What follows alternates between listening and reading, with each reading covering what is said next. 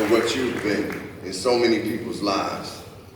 I was watching, or got to hear some of the clips, and it's really impressive and inspiring to see what you all are doing. And inspiration comes from so many places in our lives. When I was in 5th grade, my teacher, her name was Mrs. Lynn, she taught me a story about this young man named Emmett Till. And Emmett Till was from Chicago, like I am.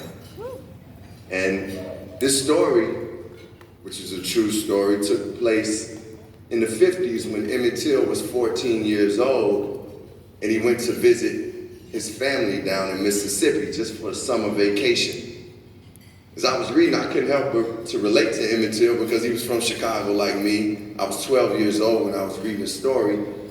And I also went to visit my family for my summer vacations. And some of my family was from Mississippi. Well, as I continued to read this story about Emmett Till, it didn't turn out the way I thought it would or would have liked for it to turn out. Emmett Till was at a corner store with his cousins, and the story is he whistled at a white woman, and that whistle turned his life around. That woman went home and told her family that this young black boy had whistled at her.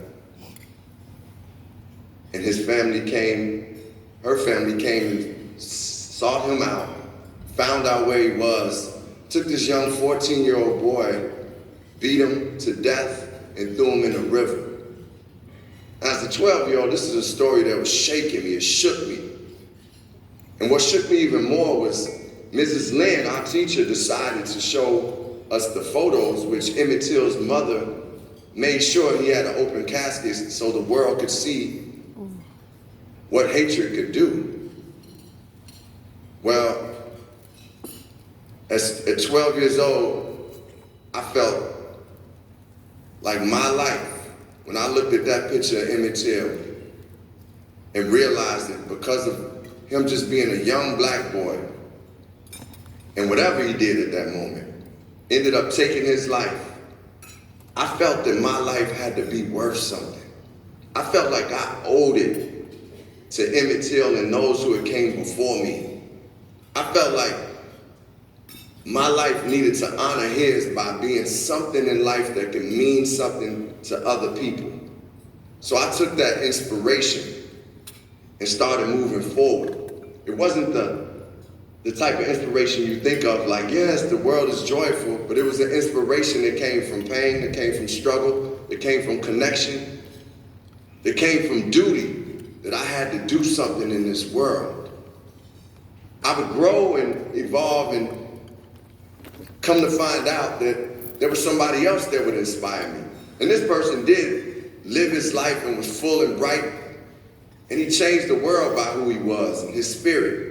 His name was Muhammad Ali, the great boxer, if you all are familiar, who was the greatest heavyweight champion of all time at that time for sure. And he was a civil rights activist and a philanthropist. And it's the person that everybody knew as the GOAT before there was Serena. Now we gotta acknowledge Serena as the GOAT. And the thing is, I never saw any of Muhammad Ali's matches. But the way he spoke about himself is what inspired me. As a young black kid in Chicago, I was watching him speak things into existence. He would say, I am the greatest. I'm gonna knock this guy out in the 5th round. And he did it. He did it. And I learned the power of words and the power of thought. And it was served to me as an inspiration of what I wanted to do. And I wanted to be great. And I knew I could be. And I didn't know what I was going to do and be great at, but I knew I had a desire to be great. It was the lives of Emmett Till and Muhammad Ali that helped serve me to know that I had to be great. Not long after that, I found hip hop. Well, it kind of found me. And it was an art form and expression that really helped define me and helped me to understand what my worth was and is. it acted as a gateway, a path to a place for me to value myself and know my destiny and start fulfilling myself and finding my purpose in many ways. Hip hop had provided a voice for me that allowed me to express things that I never would naturally express just in my conversations because of the way I had been raised. I was told to be humble. I was told to not be cocky, which also meant not be confident in certain ways.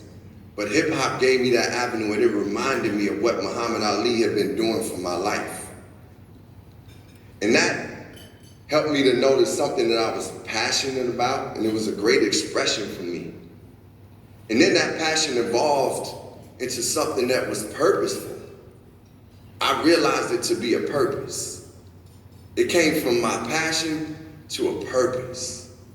And it happened when I was at a concert, and after I finished the show, this gentleman came up to me. He was in his 20s, a young black man, and he said to me, "Hey, Common, your song, Retrospect for Life, is the reason I decided to have my child." That really moved me and touched me and shook me in good ways. He said, because the song was based on abortion, and it was talking about the experience. And he said, after hearing that song, me and my partner decided to have our child. I realized at that time how words can help illuminate and how powerful the microphone is. And how powerful it was in speaking my truth, because in that song, I was just telling my truth. And then I learned the power of seeking a higher truth. And that higher truth really started leading me to becoming an activist. Because the higher truth was like, not just listening to what everybody is saying, what the status quo is saying, what we should be. Not just listening to what the news is reporting to me.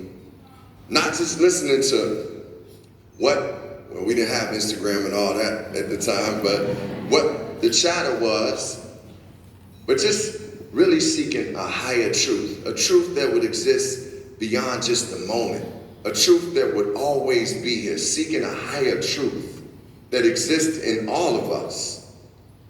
And how would I seek that higher truth? Well, I already had my spirituality, which was very important to me. My belief in God, my relationship with God. But that developed, it grew, because I was raised going to church. My mother made sure I went to church. No matter if I went out and partied the Saturday night, that morning, Sunday morning, I was going to church, hungover and everything. And this is in my when I'm 19, I'm a young man. She's still like, yo, you going. But it became a great habit and a practice for me to know that my spiritual self needed to be tended to. And I also developed that by learning more things. I went to seek out for myself around that age, starting to learn new things about my own spirituality, started to get into a mindful practice and learn what mindfulness could be for my life. And that practice helped me to grow into more of a self-love and a belief. You know, belief in yourself can change many things. You can shift the world with believing in yourself. And the beauty is, anything you do for yourself, because I had a lot of practices and I still practice them, from mindfulness to working out, that's important to me. Just to tend to myself and love myself, to eating a better diet. Those things, like, I had to put into practice. I had to develop and learn what that was and understand it. But it became a way for me to take care of myself and love myself.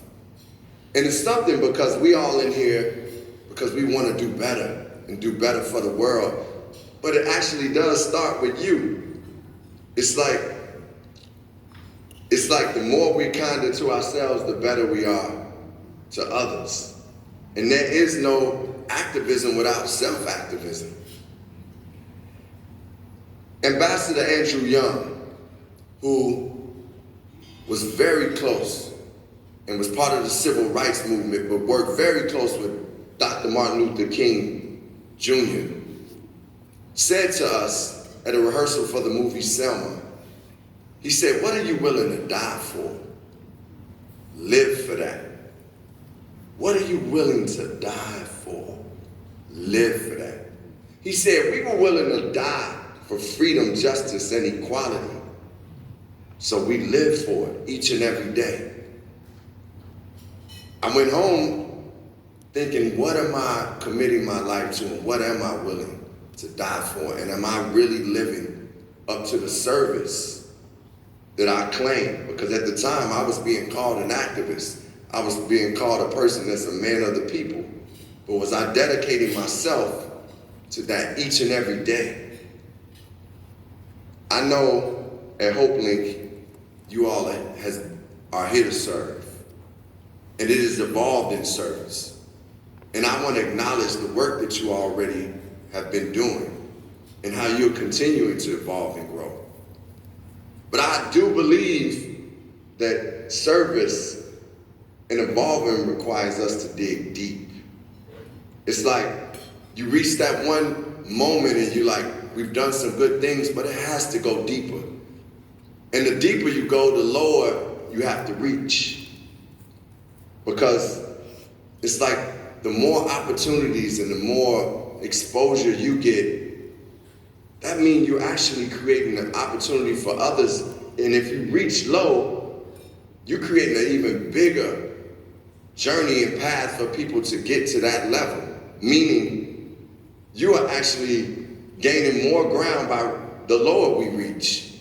And I learned that because I've been to many different places, been to prisons, doing work with people who are incarcerated, people who I normally would be like, I don't necessarily know if I want to be around these people. But the more I was around them, the more I dug deeper into these places, cracks and crevices where people say don't go, the people that are condemned and people who are overlooked and people who are deemed as just murderers and thieves, I started to learn more about myself and learn more about human qualities. And I met some of the most enlightened and beautiful people in those places. So when we talk about diversity and inclusion, I want us to think about not just having one black person at the table, one Latino person at the table, one Asian person at the table, one woman at the table, and say, we diverse, look at us, we're doing it.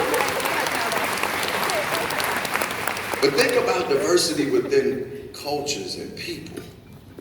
Think about having people with different mindsets. Think about having the people that we may have normally judged walking down the street at that table.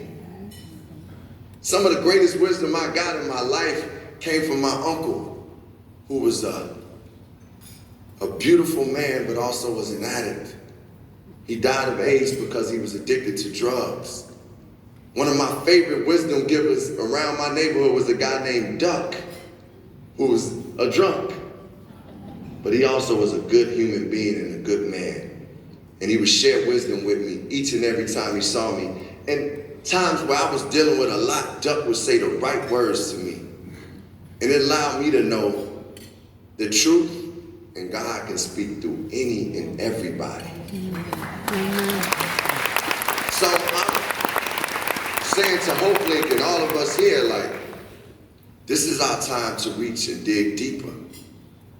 As a community, as an organization, when we talk about neighborhood, the neighborhood is important, but one thing I know about my neighborhood, when you first come to a neighborhood, when we first moved in our neighborhoods, we have a little block club party for you.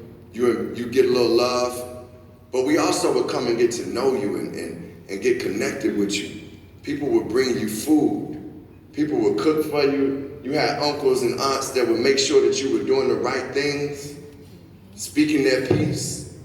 You get to enjoy some of the times and come party with the neighborhood, but the food that we brought, because you know in the neighborhood, people bring food. We would bring good food. Not that I was the cook, but they would bring good food. But the food that you all are bringing now as we talk about the neighborhood, is opportunity, it's services, it's information and connections.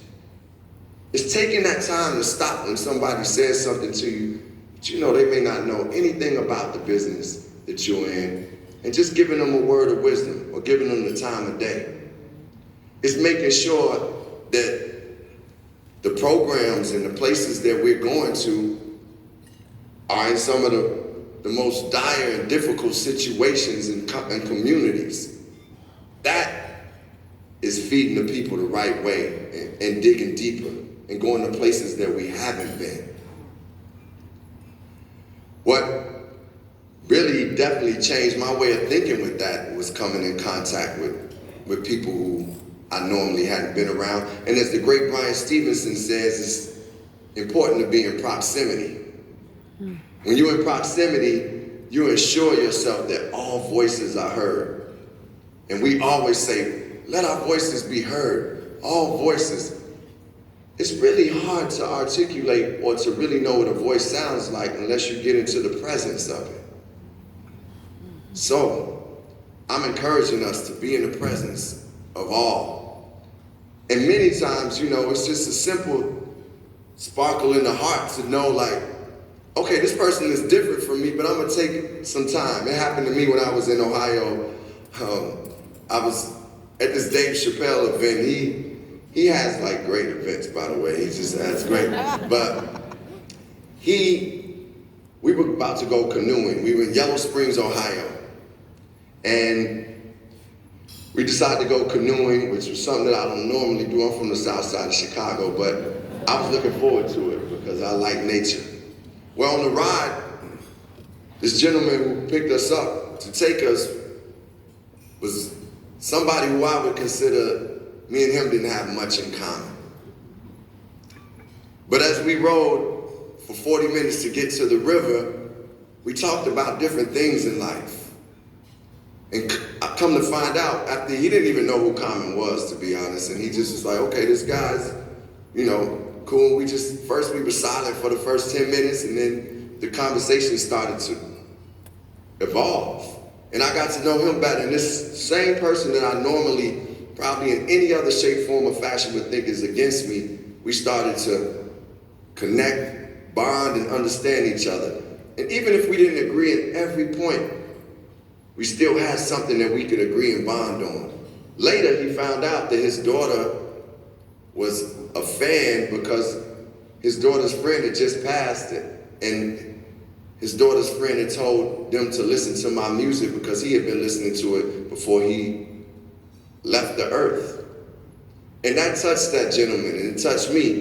And we had a point of bonding where I was like, no matter what your vote is, no matter where you come from, even what your prejudice has been, or my prejudice has been, we found something that we connected on, and we were able to move forward and just appreciate each other and enjoy each other in that moment, in that day. And it taught me a lesson to make sure that I'm not just judging, because I can judge also. From my experiences, I can also just put a judgment on the others. It also taught me that I have to dig deep to connect with others and not just be in my own perspective and world. Well, I want to thank you for the work that you're doing. I know it takes a lot.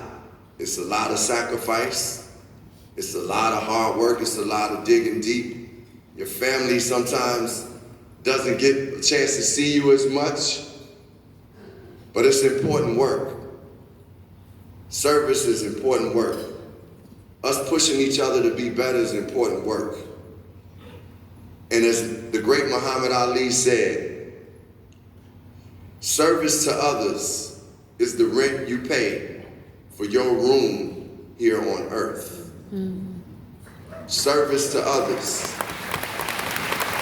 is the rent you pay for your room here on earth. Hopelink, Seattle, and to all of us in this room, our rent is due.